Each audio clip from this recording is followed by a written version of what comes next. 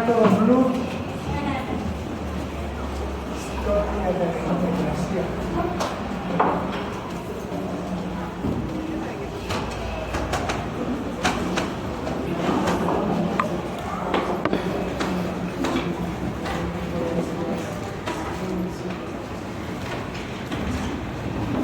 Bueno, las disculpas por la anterior clase, perdió Bolivia, no dormí muy bien, tenía una clase en la mañana que pasé bien, pues, a 9:30, y después tomé café y me descompensé.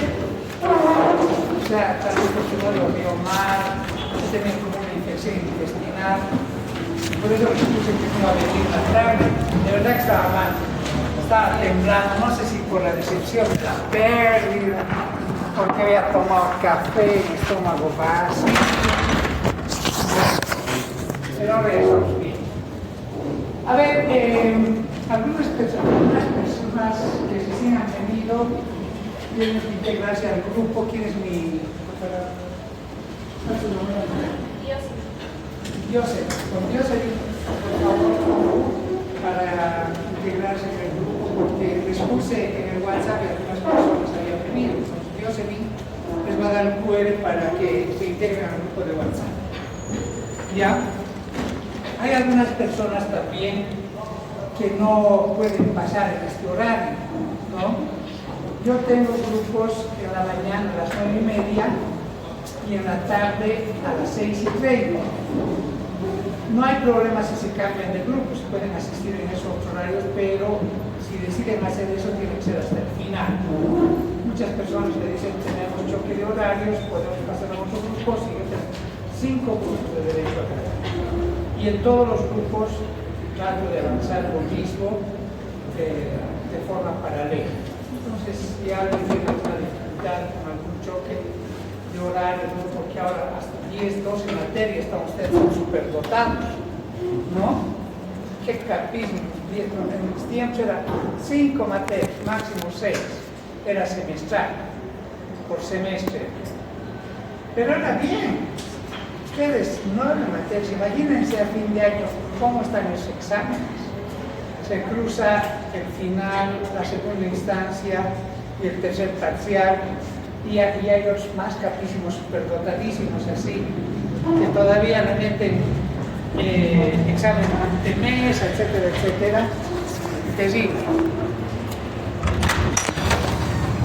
Pasa.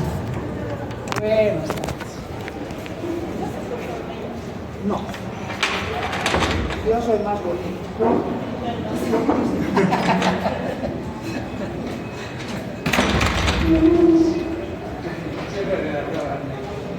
Bueno, vamos a llevar ahora un tema que son los aspectos generales del derecho ambiental.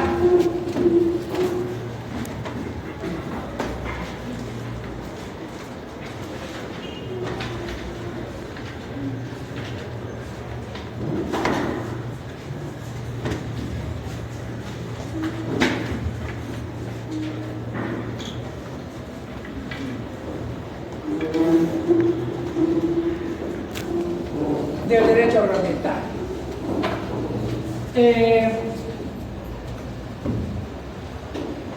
Vamos a ver cómo ha evolucionado esto del derecho agroambiental hasta lo que tenemos hoy.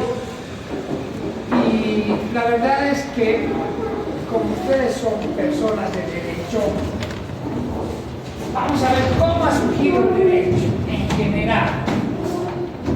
En la infancia de nuestra humanidad, en la prehistoria, se empieza a descubrir la agricultura y la ganadería.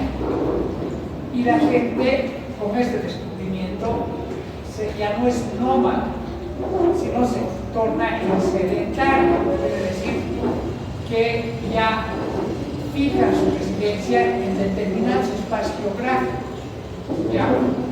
O sea, en la prehistoria la gente ya dice vamos a cultivar la tierra, ven por un proceso largo de observación, ven las semillas Y descubren, todas las sociedades han descubierto la agricultura, porque cuando han llegado los españoles aquí, las sociedades andinas eran capísimas para la agricultura, no más que ellos.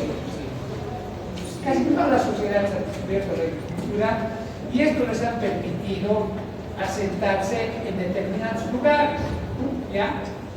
Y ahí, cuando se han empezado a asentar en determinados lugares, especialmente en las riberas de los ríos, han nacido las civilizaciones, las grandes civilizaciones, y los pueblos, las ciudades, siempre han buscado el soporte del agua. Nosotros aquí, Río Rocha, la Machuca de Marca, en Santa Cruz de Piraí, Tarija, el Guadalquivir, ¿cierto? Siempre donde ha habido agua. Y casi la mayor parte de las civilizaciones también se han asentado en valles, en los tierras, ¿no?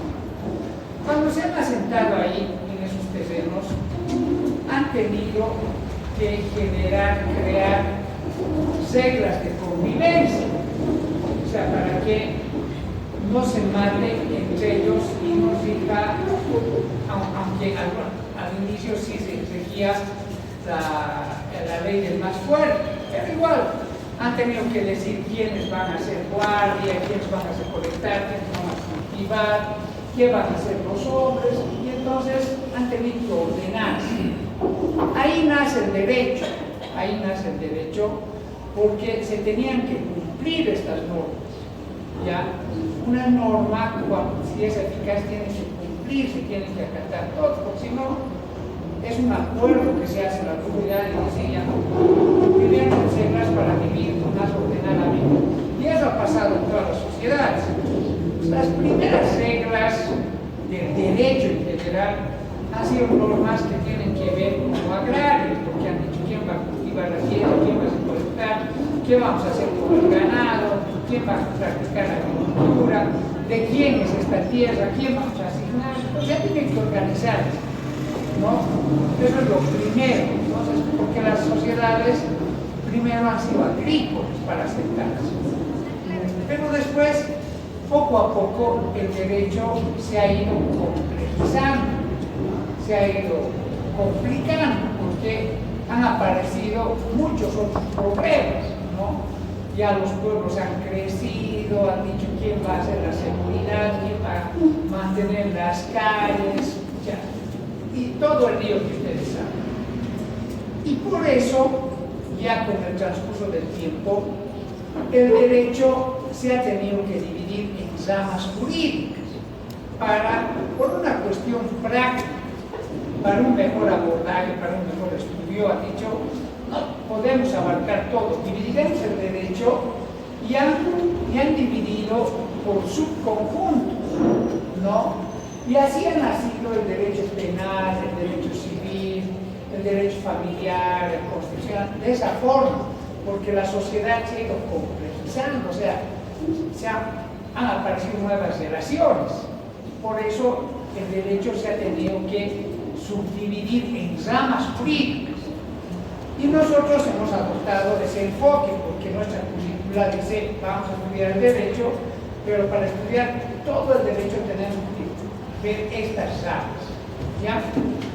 Bueno, en estas ramas del derecho, ¿cuál ha sido el criterio? Han dicho, vamos a dividir, vamos a separar cierto grupo de relaciones sociales que tienen determinadas características comunes, ¿ya? Por ejemplo, yo les pregunto a ustedes, ¿cuál es la relación principal en el derecho laboral? En el derecho laboral. ¿Cuál es?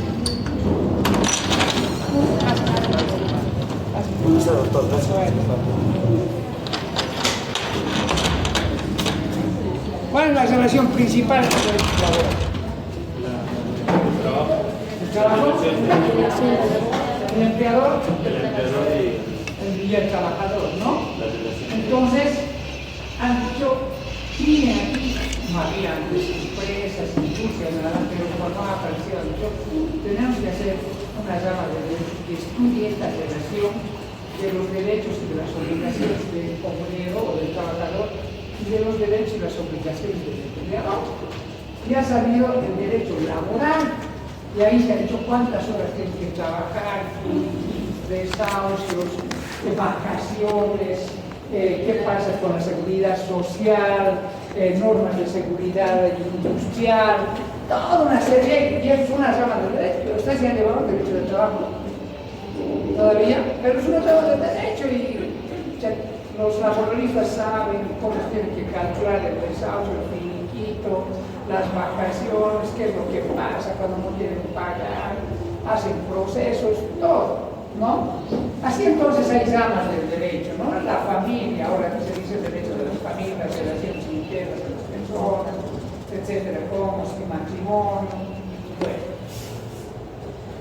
Entonces, el derecho en general se ha subdividido en ramas jurídicas, y eso también le ha pasado al derecho. Antes se llamaba derecho agrario solamente, ¿no? El derecho agrario es de reciente creación. No había, así como derecho, no existía. En el mundo el derecho agrario recién comienza con la agroindustria en Europa, a finales del siglo XIX y del siglo XX. Entonces es un derecho relativamente nuevo, ¿no? A partir de las migraciones de los campos a la ciudad, del uso del tractor, hay problemas y ahí aparece el derecho agrario, ¿ya? En Bolivia, ¿qué es lo que pasa? En Bolivia no había derecho agrario antes, ¿no? Recién a partir del año 1953, durante la Revolución Nacional del 52, se promete y se dice que sí va a ser una reforma agraria. Dicen, vamos a dar tierras indígenas al Estado, dice el PIB. Pero bueno, se hace una reforma agraria.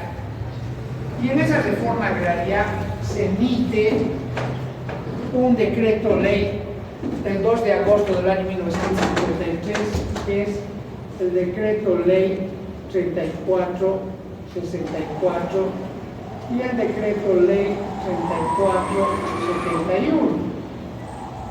Esta es la norma sustantiva y esta es la norma adjetiva. ¿Ya? ¿Y qué decían estos decretos leyes? Que necesitamos en Bolivia modernizar la agricultura. Entonces decían, en Bolivia estamos muy atrasados porque seguimos bajo una organización económica feudal y necesitamos crear empresas. Y entonces les vamos a quitar la tierra a los hacendados, a los terratenientes, y vamos a entregar a los empresarios y a los campesinos, ¿no?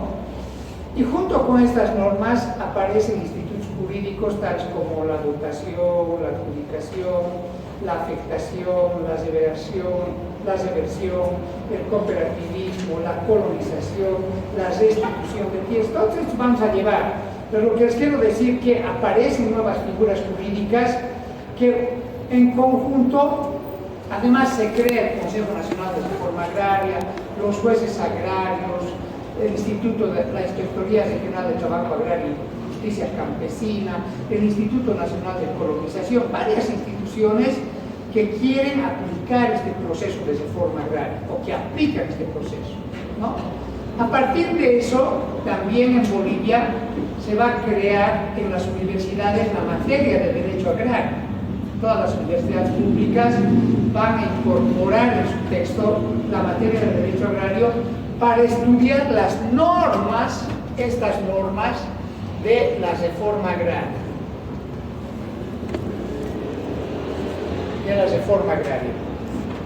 ¿Ya? En principio, este derecho de la reforma agraria solamente estaba destinado a ver el tema de las tierras. ¿Ya? ¿A quiénes se van a quitar? ¿A quiénes van a checar? ¿Cómo van a ser los procesos? ¿Quiénes van a hacer? ¿Cómo se va a verificar?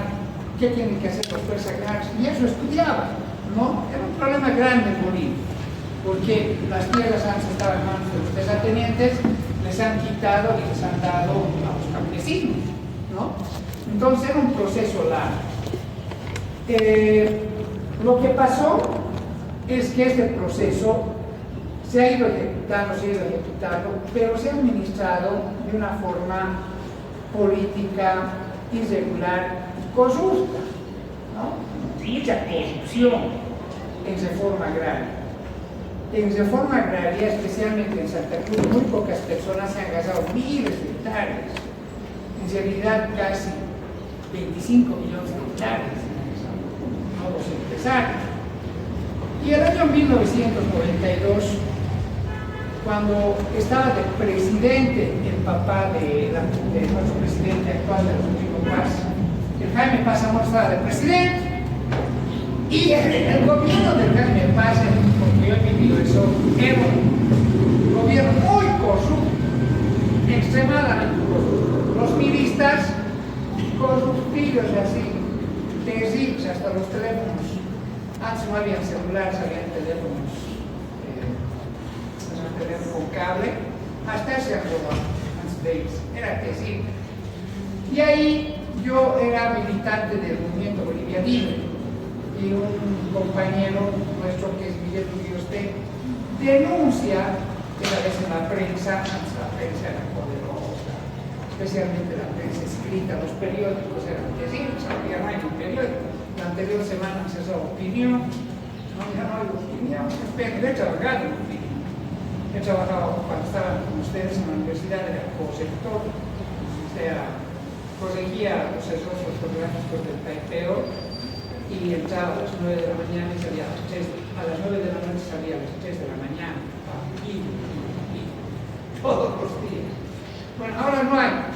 Y esas veces, por la prensa, denuncia Miguel Uriostegui, un ministro del ADN, porque el MIT hizo alianza con el ADN para gobernar. Un ministro del ADN se estaba haciendo dotar en Bolívares, por la zona del Putum, 100.000 hectáreas, 50.000 para él y 50.000 para su esposa. Imagínense. O sea, y esas tierras nos pertenecen a todos los bolivianos. Pero bueno, y hacen la denuncia y donde ponían el dedo salía puses de forma agraria. Entonces, Jaime Paz Zamora, ¿ustedes han escuchado alguna vez hablar a Jaime Paz Zamora? ¿Lo conocen? Así es. En una conferencia de prensa se sentó. Pueblo de Bolivia, me veo compelido a dictar hoy, 24 de noviembre del año 1992, un decreto de intervención desde la reforma agraria del Consejo Nacional de Reforma Agraria y del Instituto Nacional de Colonización, porque hay mucha corrupción, repito, mucha corrupción.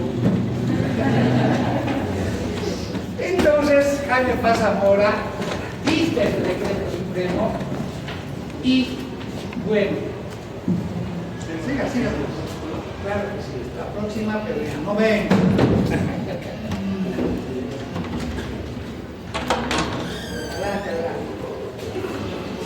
Entonces, dictan este decreto e intervienen estas dos instituciones, el Consejo Nacional de Reforma Agraria y el Instituto Nacional de Colonización, que eran las entidades que entregaban títulos sobre las piezas, entregaban títulos editoriales. Bueno, tenía que ser la intervención 3 meses, pero esto se prolonga por 4 años. Yo he estado en un proceso de discusión de una nueva ley de tierras, ¿ya? Y en ese proceso de discusión han participado muchísimas personas. Yo trabajaba en una ONG y la ONG era parte de la red y había seminarios nacionales, encuentros regionales, etcétera, etcétera. Y yo estaba parte activa porque yo siempre he sido especialista en derecho agrario y estaba metido en eso. En esas comisiones yo me acuerdo que participaron Felipe Quispe, Marcial Fabricano, Untoja, Alejo Beris, Evo Morales, después intelectuales como Javier Albó, Mario Arrieta, Silvia Rivera Cusicanqui, o sea, muchísimas personas contribuyeron y participaron para generar una nueva ley de tierras antes que la sangre llegue al río. Porque la cuestión de las tierras es una cuestión crucial para la estabilidad y la paz social. En muchos países donde no se resolvió el problema de las tierras, fueron más o menos lo que ha gatillado la insurrección. La revolución, por ejemplo, de Cuba ha tenido sus frutos y ha ganado porque no se había llevado reforma agraria en Cuba. Y entonces cuando Fidel Castro, Che Guevara y Camilo Cienfuegos van al campo, les quitan las tierras a los hacendados y les dan fusiles a los campesinos y dicen, ahora defender tu tierra, ya no es del patrón, es tuya. Y hay una masiva participación de los campesinos que crean las columnas. Camilo Cienfuegos era un campesino, era el tercer comandante de la guerrilla que murió, ¿no? Que murió en una de las batallas que han tenido. Entonces, son los campesinos que han hecho la revolución.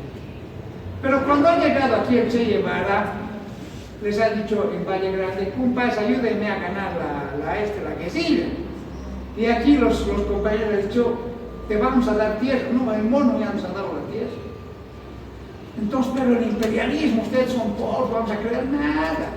Aquí los campesinos se han puesto del lado del ejército y le han dado la espalda al Che, que el Che ha muerto solito, porque ya había habido aquí reforma agraria, ¿no? Pero esa reforma agraria, porque el 66, el 67 ha sido una guerrilla, esa reforma agraria para la década del 90 otra vez había generado desigualdad en la tenencia de la tierra.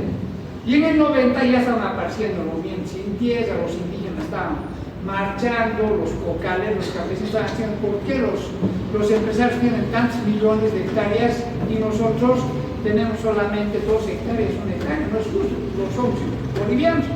Estaban ya pensando en toma de tierras.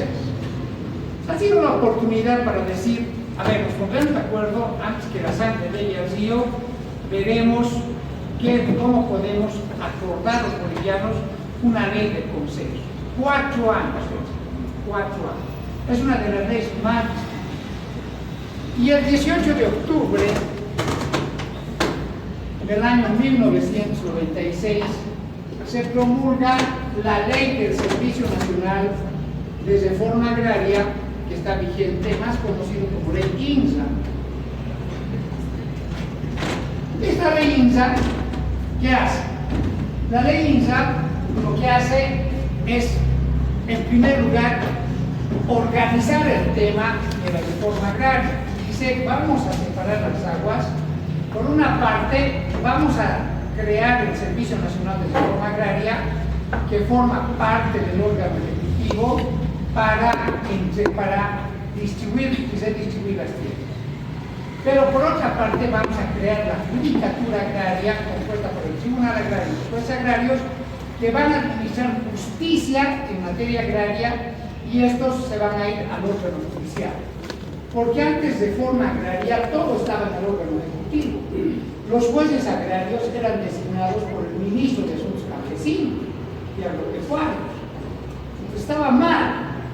No, porque ustedes saben que con la Revolución Francesa ha habido la división del poder en órganos, ¿no es cierto? ¿Cuántos órganos son en Bolivia? 4, ¿no es cierto? El ejecutivo, el legislativo, el judicial y el electoral, ¿no? Pero convencionalmente todos los países son 6, judicial, legislativo y ejecutivo. Bueno, en ese marco han dicho, vamos a crear la Judicatura Agraria, y también vamos a mantener el Servicio Nacional de Reforma Agraria. De aquí a unos días, bueno, en el transcurso vamos a ver qué hace el INSA y qué hace el Tribunal Agrario y los jueces agrarios, ¿no? Cómo trabajan, porque son 2 instituciones diferentes. Una sustancia, el INSA hace procesos administrativos y la Jurisdicción Agroambiental, o lo que llaman así, hace procesos. Muy bien. Entonces, esta ley además se va a plantear un objetivo fundamental, que es de revisar todo lo que se ha distribuido en las tierras. Y para eso, ustedes han de escuchar, se ha instaurado el saneamiento de la propiedad agraria, ¿no? El INSA ejecuta procedimientos ordenamiento administrativo de la propiedad agraria. Yo he estado 7 años y medio en el director del INCA y hemos hecho, yo he sido el pionero de iniciar los procesos de saneamiento en Bolivia, en Cochabamba y especialmente en el Chapada. Muy bien. Entonces, que paguen el vino para la pasillada, ¿no? Sí. ¿Sabe pasillada? Para eso despiertan, nos están durmiendo. Sí.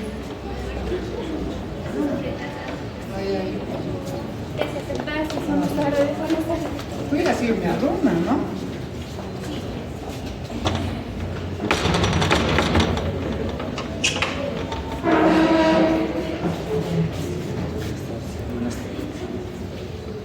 Bueno, entonces, esta ley crea nuevos institutos jurídicos, tales como los asentamientos humanos, continúa con la dotación a adjudicación, crea otro concepto de la verificación de la función social, la función económico-social, el saneamiento de la propiedad agraria, y en esta ley vamos a encontrar otros institutos, ¿no? El año 2006, me acuerdo la fecha, durante el gobierno ya de Evo Morales se va a dictar la ley 3545 de la reconducción comunitaria de la reforma agraria en Bolivia, o sea, una complementación a la ley. Y aquí se van a otorgar mayores atribuciones a los jueces agrarios. Los jueces agrarios no solamente van a conocer conflictos de tierras, sino también van a conocer conflictos, acciones personales y mixtas derivadas de la actividad agraria. ¿Ya? ¿Quién creen que ha puesto eso? Yo eso. Yo estaba en la comisión que se ha dicho de los jueces agrarios, porque yo soy miembro de la Unión Mundial de Abogados Agraristas Universitarios. Es una organización de docentes de derecho agrario del mundo. Este año voy a ir a Italia, a Palermo, al encuentro bianual, ¿no? O sea que voy a capiche, no capiche, tutti. Voy a ir a Italia. Y esas veces ya el derecho agrario no había sido solamente de tierra, sino de la actividad agraria. Entonces, va a entrar en nuestra legislación esto, que es un tema central en la actividad agraria.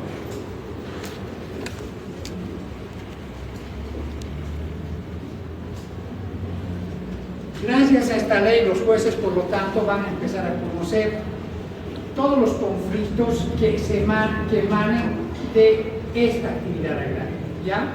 Procesos monitorios, procesos de declaratoria de herencia, procesos de resolución, rescisión, nulidad de contratos en materia agraria, etc. Se va a ampliar, ¿no? Pero además con esta ley también van a conocer conflictos sobre el uso y aprovechamiento de recursos naturales renovables, tales como el agua, la tierra, los recursos forestales, la biodiversidad. Todo esto vamos a ver con mucho más detalle en el transcurso del año, porque les estoy diciendo lo que quiero que ahora ustedes vean, que poco a poco se ha ido consolidando, ¿no?, el derecho agroambiental. ¿Ya? Bueno, el año 2009 se aprueba la nueva Constitución Política del Estado. Aquí les quiero hacer una reflexión porque es importante. En el transcurso de las clases, ustedes me van a escuchar hablar del indígena originario campesino. Es un término que básicamente ha sido acuñado por el MAS, pero que está en nuestra Constitución. Yo he conocido docentes que han dicho: yo no acepto al Estado plurinacional, yo acepto a la República de Bolivia, ¿cierto? Hay ese conflicto, porque dice: yo nada que ver con el Estado plurinacional, yo soy de la República de Bolivia, nada que ver con el indígena original campesino, yo soy de otra cosa, soy harina de otro costal, soy superior, etcétera, ¿no? Pero bueno, esa reflexión está errada. ¿Por qué? Por lo menos nosotros, que somos estudiosos del derecho, que ustedes van a ser futuros abogados, como instrumento de trabajo fundamental van a tener la Constitución. Y la Constitución que tenemos es una Constitución vigente que ha pasado por la consulta popular, por un referéndum. Y la mayor parte de la población ha dicho que esa Constitución va a regir nuestras vidas. Por lo tanto, esa Constitución no es de más, es de todos los bolivianos. Y nosotros tenemos que respetar y hacer respetar esta Constitución. No, porque no hay a medias. No puede decir que esta partecita de la Constitución respeto, porque esta Constitución tiene, por ejemplo, en materia constitucional, uno de los mejores catálogos de defensa de derechos fundamentales de cualquier constitución latinoamericana, ¿no? Tiene cosas muy buenas. Pero muchos dicen, esta constitución es de los masistas, nada que ver con los masistas, no saben nada, qué bueno la anterior constitución. Bueno, puede haber eso en discurso, pero en la práctica, queridos estudiantes, nosotros vamos a trabajar con esta constitución y esa es una constitución vigente hasta que no haya otro proceso constituyente y se renueven, modifiquen, cambien, eso, y nosotros tenemos eso. ¿Ya? Entonces, si alguien les dice que está mal. Esa es la Constitución y tenemos que respetar. Y en el mérito de la Constitución, nosotros tenemos que estudiar el derecho. No tenemos otra salida. ¿Se dan cuenta? No hay aquí caprichos. No, es lo que está vigente. ¿Ya? Muy bien. Esta Constitución ha ampliado las competencias de los jueces agrarios, ¿no? De la judicatura agraria. El término agroambiental ha sido introducida también por mi persona para que se denomine jurisdicción agroambiental. Y esas veces estaba en la comisión judicial una diputada cochabambina que se llama Rebeca Delgado, me debe escuchar. Y con la Rebeca Delgado, que además es mi alumna, le digo, ¿sabes qué? El Tribunal Agrario que quieren fusionar con una sala de la Corte Suprema, que sea más independiente, hablamos, negociamos y que se llama agroambiental. Pero agroambiental no como agrario y ambiental, sino las actividades agrarias sustentables, ¿no? Bueno, se consolida todas las competencias. Entonces los jueces agrarios van a tener competencia en materia de tierras, de aguas, posesorias, personales, mixtas, sobre recursos naturales renovables, pero además la nueva Constitución incorpora otras competencias a la Constitución agroambiental, que es conocer acciones ambientales. O sea, los jueces agrarios tienen competencia ahora, además de conocer acciones de prevención, precaución, de responsabilidad ambiental. ¿Ya? O sea, de lo que antes era solamente la reforma agraria y quitar las tierras a los hacendados, se ha reconstituido un verdadero derecho agrario en Bolivia, con una constitución agroambiental, con leyes, con normas, están muy dispersas todavía, pero hay una rama de derecho muy importante en Bolivia y que acoge a muchos abogados que trabajan en estas áreas y que es una especialidad. ¿Ya? Muy bien.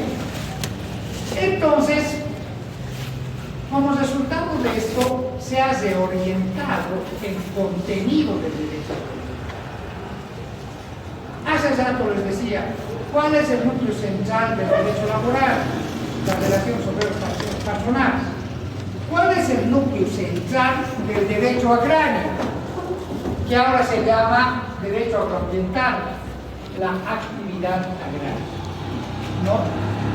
¿Qué entendemos por actividad agraria? Entendemos tres subactividades que son el cultivo de la tierra, la cría del ganado y el aprovechamiento forestal.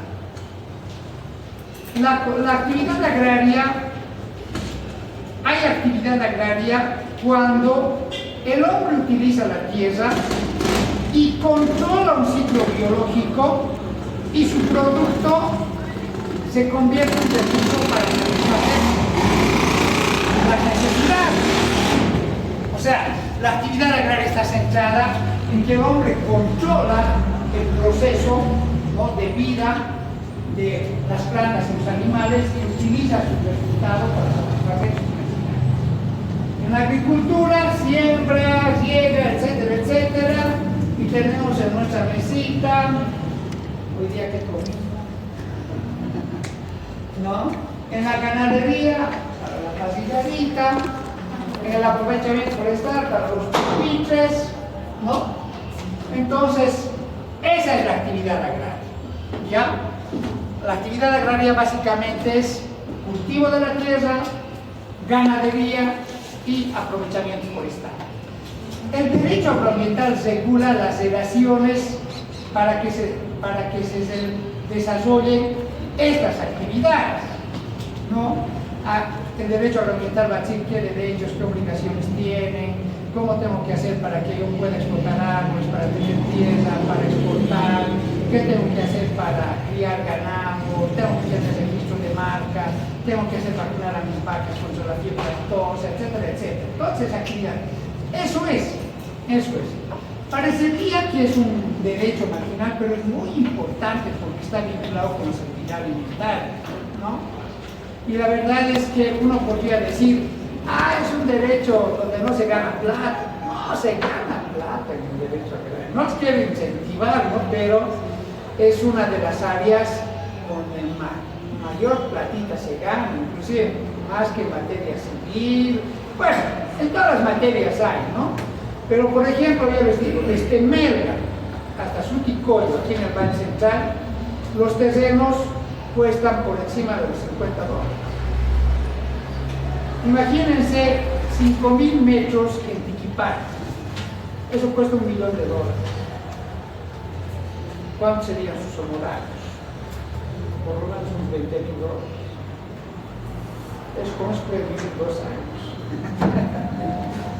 ¿Y quiénes son los usuarios, los mayores usuarios del derecho agroambiental? La burguesía más poderosa de este país. ¿Cuál es la burguesía? Aparte del narcotráfico, ¿no? La burguesía más poderosa es la burguesía artificial de Santa Cruz. Esos son los usuarios del derecho agrario también. Obviamente que son también todos los que producen aquí, ¿no?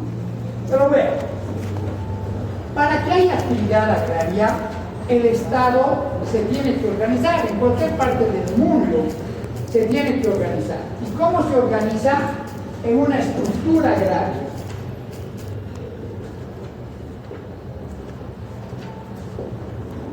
Esta estructura agraria tiene como base, vamos a ver, todo esto que estoy diciendo es una parte introductoria de todo lo que vamos a llevar en el año, ¿ya? La tenencia de la tierra.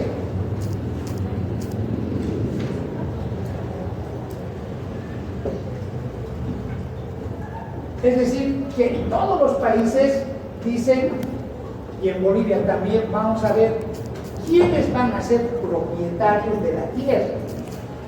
En Bolivia hay personas, el Estado boliviano. A ver, yo le voy a preguntar, ¿a quién le pertenece la tierra, los recursos naturales? En Bolivia. ¿A quién? ¿Al Estado? ¿A los bolivianos? A los bolivianos, a todos. ¿En serio? Las clases de gobierno, ¿no? Mientras la administración del gobierno. Bueno. O sea, si me pertenece a mí, puedo ir con mi casafa y así mismo. Yo también soy de la casa, me cago en mi casa. ¿Qué dice? ¿A quién le pertenece? Bueno, vamos a llevar eso con mucho más detalle, pero el compañero tiene razón. Los recursos naturales nos pertenecen a todos. Y delegamos su gestión y administración al Estado. ¿Ya? Hay una distorsión que nos han vendido y que nos ha llegado a nosotros y por eso nos reclamamos. Y nosotros pensamos que le pertenece al Estado. El Estado es una organización más, ¿no?, que administra. Y eso por esta razón, ¿quién es el representante legal del Estado? Es el presidente. Y el presidente administra los recursos naturales como si fuera de él. Le pone a su hijo de yacimiento, el presidente de yacimiento, a rescatar. Es un lío, es una distorsión. Por eso nosotros nos reclamamos, porque los recursos naturales nos pertenecen a nosotros. Nosotros prorrogamos, otorgamos facultades para que en nuestro nombre y representación el Estado administre lo que nos pertenece. Por eso el presidente se llama mandatario, se le denomina mandatario. A ver, ustedes en materia civil han llevado contratos en materia civil, ¿no es cierto? Con la doctora Ivana Porasic, ¿no? ¿Han llevado? Le voy a preguntar si han llevado el contrato de mandato. ¿Hay contrato de mandato? ¿Saben qué es el contrato de mandato? Es un contrato principal. Ustedes van a trabajar harto con un contrato de mandato. ¿Cuál es? El mandato es cuando el mandatario sería el que le otorga el mandante al mandatario. Y tiene que cumplir, digamos, hasta un determinado límite o hasta donde le otorgue, ¿no? El mandante al mandatario. Le encarga algo. Sí. Le encarga algo. ¿No? Sí. Bueno, algo yo, en vez de que yo haga, tú hazme lo hermanís. Es el contrato de mandato. ¿Ya? ¿Y cuál es el instrumento fundamental para los contratos de mandato? El poder notarial. Ustedes van a ser en su vida profesional instructores de poder. A mí me hacen instructor de poder, me dicen doctor de poder para usted, inicio la demanda de el pico, a una gana, con las características con facultades para recordar, presentar, asistir a audiencias. Es un contrato de mandato firmado entre dos personas. Una de las personas me dice a Oscar, por mi cuenta y mi nombre de representación, haz esto. Yo le digo, hermanito, vendémelo mi movilidad en Santa Cruz, te voy a mandar un poder notarial. ¿No es cierto? El que recibe el poder es el mandatario, pero el verdadero dueño de la movilidad soy yo. Es igualito, el presidente es el mandatario, el dueño del recurso natural soy yo. Nosotros, cada 5 años, vamos a renovar ese contrato de mandato. Por eso, para ir a votar y poner la cruz, hay que ver después qué cruz vamos a cargar y a quién estamos eligiendo. Porque le estamos dando poderes a ese presidente para que administre nuestros recursos, nuestros intereses, ¿no? O sea, cada año vamos a renovar, como si firmáramos una carta de poder, estamos dando facultades para que administre nuestros recursos. Y a veces lo hacen de manera torcida. Una vez en Evo Morales, voy a entregar tierras al Chibuchi, al Rima, no sé quién se está entregando tierras de la selección nacional. O sea, como si fuera de él, sin cumplir las normas. Ya, una distorsión total. No es de nosotros. Y yo no puedo ir con mi garrafa decir, yo soy también boliviano, a mí me pertenecen los árboles, con mi motocicleta voy a sacar un árbol. Para eso está la Constitución y las leyes sectoriales, que regulan cómo cada uno de nosotros va a acceder a sus recursos.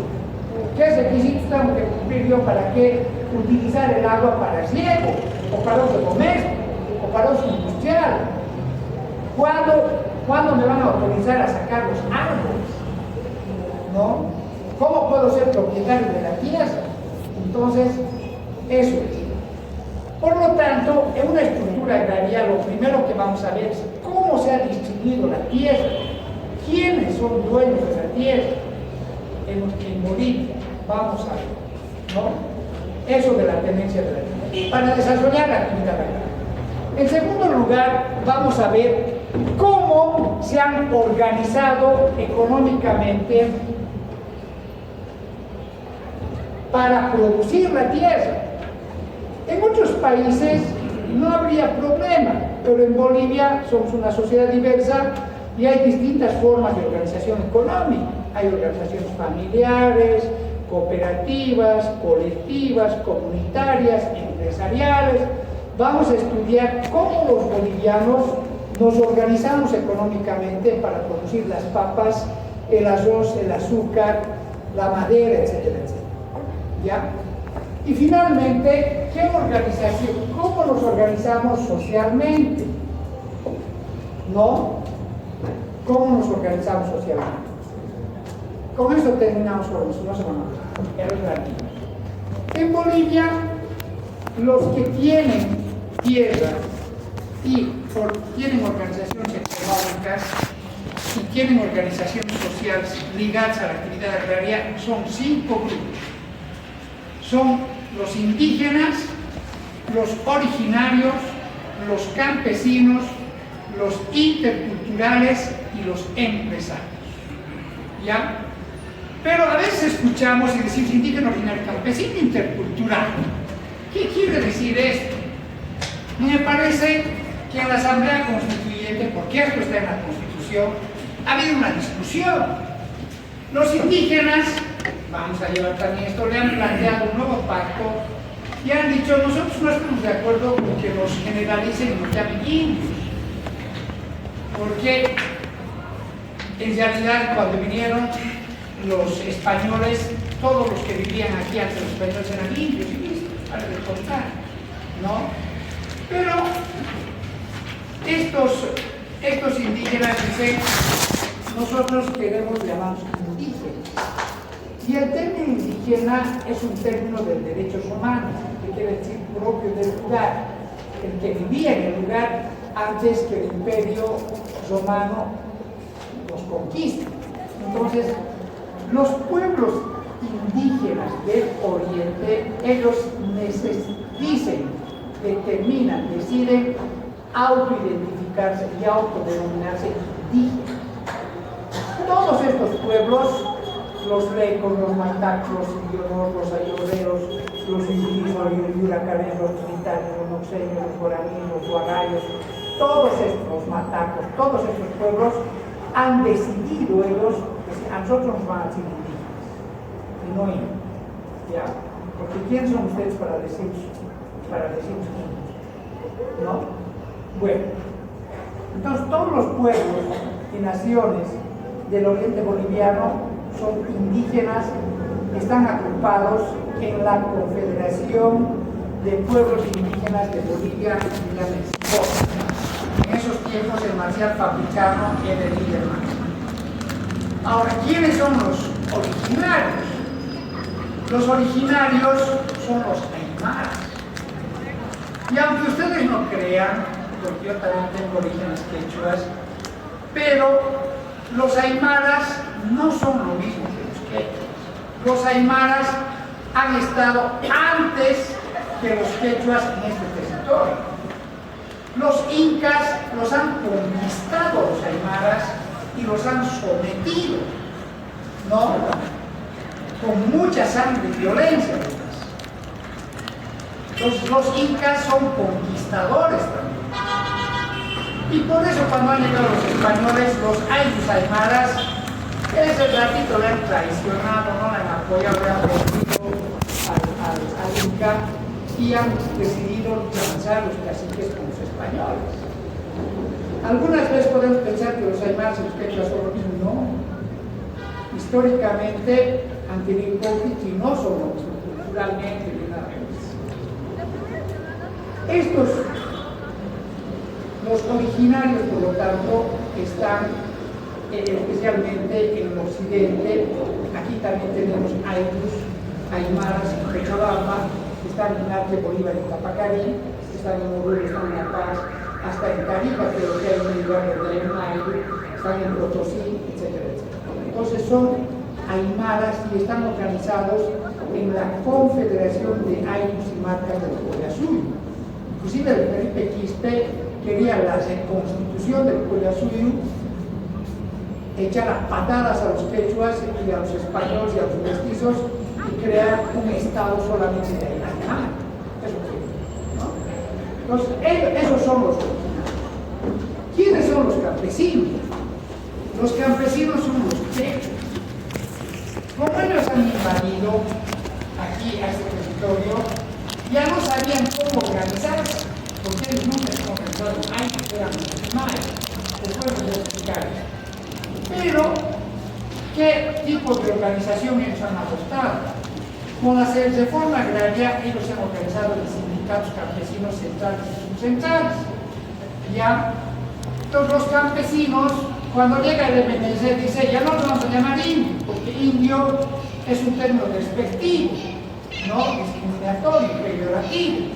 Ustedes mismos, cuando se van a chupar así, ya dice, un indio me fascina, no sé qué. O cuando pelean, se dice, indio, dicen, ¿cierto? ¿Eso qué quiere decir? ¿Qué significaba? Que para dominar, los españoles decían, estos no son igual que nosotros, son inferiores a nosotros. Y en ellos sí que más un instinto que la razón, ¿no? Por tanto, lo indio era aquello que no era razonable, no era justo, no era civilizado, era algo que estaba por debajo. Vamos a ver esto cómo hace. Pero bueno, llega la reforma agraria y dicen, ya no se van a llamar indios, ahora se van a llamar campesinos. Campesino es un término sociológico general del mundo.